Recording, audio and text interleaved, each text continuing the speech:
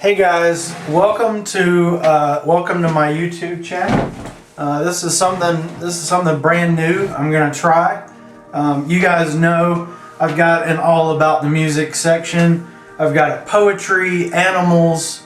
I'm probably gonna do a metal detecting, traveling, cooking. I'm a jack of all trades, literally. But today. This is going to be something different. It popped into me just a while ago. I just felt like doing this. And I'm not going to make any commentary on this. I don't think. I'm just going to read out of an NIV student Bible. This is the New International Version. I just flipped it open, and I'm just going to read out of it. If you wanna hear some Bible reading, it's just something kind of came to me. So we are in Deuteronomy chapter 17. Do not sacrifice to the Lord your God an ox or a sheep that has any defect or flaw in it, for that would be detestable to him. If a man or woman living among you in one of the towns the Lord gives you is found doing evil in the eyes of the Lord your God in violation of his covenant, and contrary to my command has worshipped other gods, bowing down to them, or the sun, or the moon, or the stars in the sky, and this has been brought to your attention, then you must investigate it thoroughly. If it is true, it has been proved that this detestable thing has been done in Israel. Take the man or woman who has done this evil deed to your city gate and stone that person to death. On the testimony of 2 or 3 witnesses, a person is to be put to death, but no one is to be put to death on the testimony of only one witness.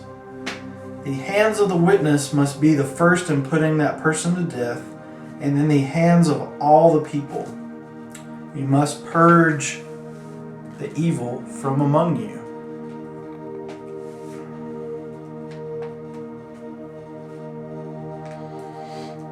Law courts. This is interesting. The Bible talking about law courts. If cases come before your courts that are too difficult for you to judge, whether bloodshed, lawsuits, or assaults, take them to the place the Lord your God will choose. Go to the Levitical priest and to the judge who is in office at the time. Inquire of them, and they will give you the verdict. You must act according to the decisions they give you at the place the Lord will choose. Be careful to do everything they instruct you to do. Act according to whatever they teach you and the decisions they give you. Do not turn aside from what they tell you to the right or to the left. Anyone who shows contempt for the judge or the priests who stand ministering there to the Lord your God is to be put to death. You must purge the evil from Israel. All the people will hear and be afraid and will not be contemptuous again. The king. When you enter the land the Lord your God has given you and have taken possession of it and settled in it, you say, "Let us set a king over us like all the nations around us." Be sure to appoint over you a king the Lord your God chooses. He must be from among your fellow Israelites. Do not place a foreigner over you, one who is not an Israelite. The king, moreover, must not acquire great numbers of horses for himself or make the people return to Egypt to get more of them, for the Lord has told you, you are not to go back that way again. Hey buddy, he must not take many wives, or his heart will be led astray. He must not accumulate large amounts of gold and silver. These are some good rules for leaders.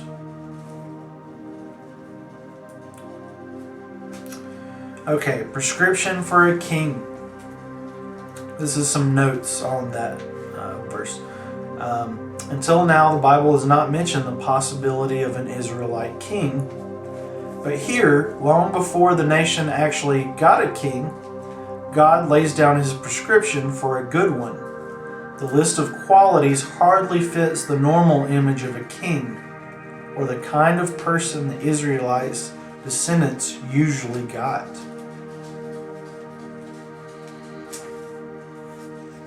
When he takes the throne of his kingdom, he is to write for himself on a scroll a copy of this law, taken from that of the Leviticus priest.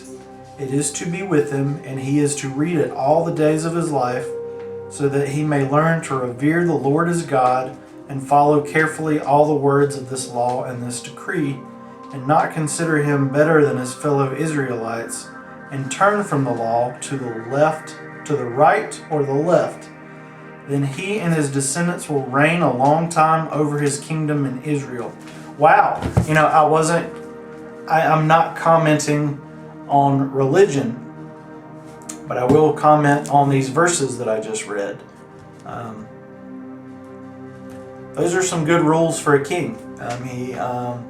He must not be from a different place. I really like that he is to read the religious text and like study them daily. Interesting read. I don't know why I'm doing this. Again, not going to make any claims or statements. I just, I'm reading out of this book, so it's pretty cool. I'm gonna flip one more time and see where we are. We are in Psalm.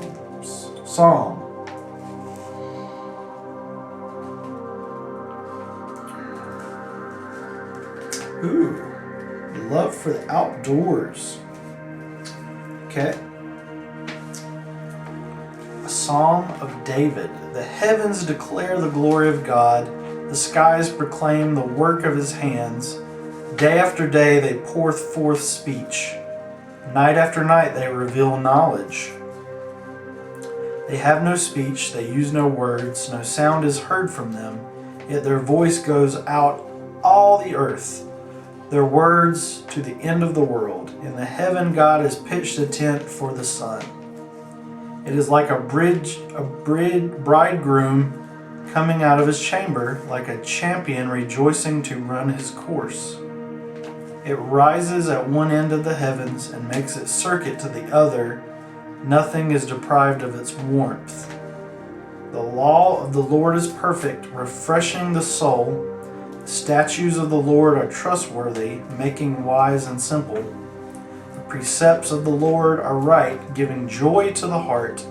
The commandments of the Lord are radiant, giving light to the eyes.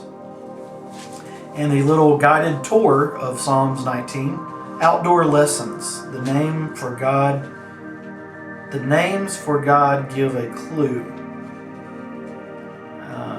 May these words of my mouth and this meditation of my heart be pleasing in your sight, Lord. Since David lived much of his life outdoors, it's not surprising that his love for nature shines through the Psalms attributed to him. 19 combines two of David's favorite themes, God's care for the earth and his care for the chosen people of Israel. It begins with nature, expressing wonder at the mantle of stars that cover the whole earth. David and the Israelites, unlike their neighbor, did not worship the sun and stars as gods. They instead saw them as the workmanship of a marvelous God who oversees all creation. What nature reveals. Consistently, the Bible points to nature as a revelation about God though within limits, heavenly bodies are not divine and do not control destiny or fate, yet as God's handiwork, they do reflect his awesome power and glory. The Apostles Paul uses a similar argument in Romans 1:18 through 20, as G.K. Churlkin expressed, nature is our sister, not our mother. A parallel creation that gives glimpses of a divine artist at work. Life questions. What does nature reveal to you about God? What does God's law, His guidelines for living, reveal to you about God's character? Like I said, guys, I'm trying some different things on YouTube. I'm trying to get... I